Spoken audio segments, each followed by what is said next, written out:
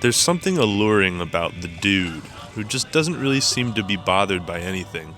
Nonchalant, unaffected, indifferent.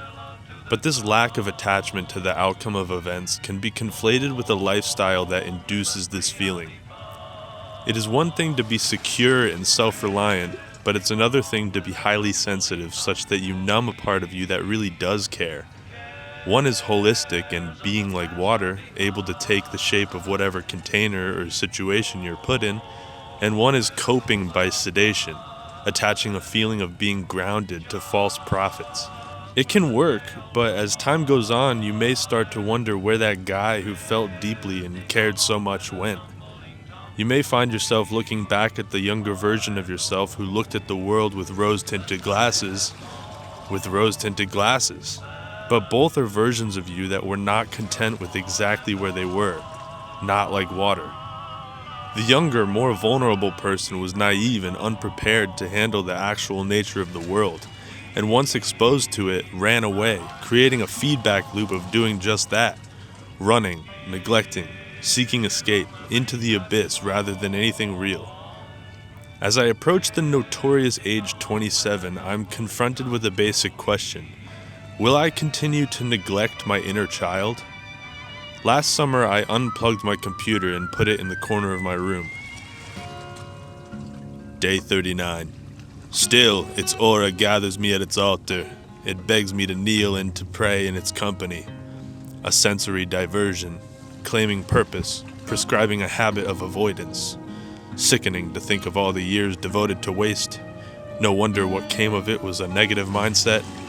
Slowly burrowing deep into your psyche, this feeling of utter purposelessness, screaming into the void, begging to be seen. You become the clown. You carry around the negative mindset and it compounds on the inside as it is all confirmed on the outside. Too many times we try to change the outside when what we should be changing is the inside. Something is not aligning. I really like being off the computer.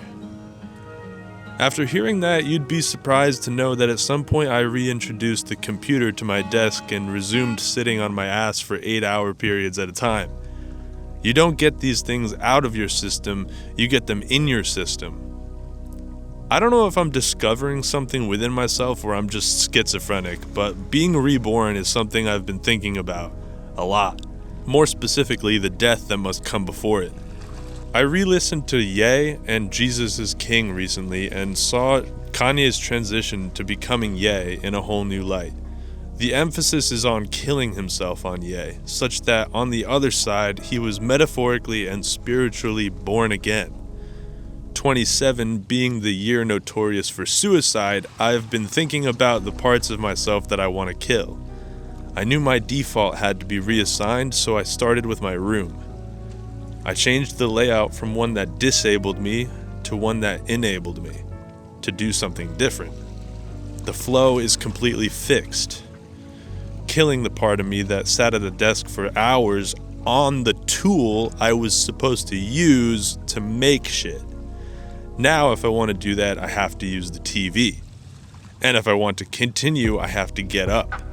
And if I want to sit, I have to stretch and use good posture. And if I want to make art, I have a completely technology-free zone. And if I want to play guitar, they're actually accessible. And if I want to record a video, I have the perfect spot. And if I want to... Point is, the space is working for me instead of against me. If you've made it this far in the video, I'd encourage you to think about the parts of you that are no longer serving you and consider killing them too, so that they don't keep going on.